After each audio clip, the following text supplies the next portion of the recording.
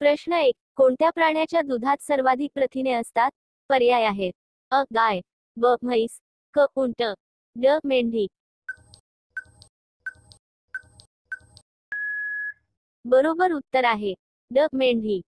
प्रश्न 2. कोणत्या झाडाखाली झोपल्याने माणूस मरू शकतो? पर्याय आहेत. अ. पेरू, ब. कडुलिंब, क. केळी, ड. आंबा. बरोबर उत्तर आहे ब. कडुलिंब. प्रश्न 3. कोणते फळ खाल्याने रक्त शुद्ध होते? पर्याय आहेत.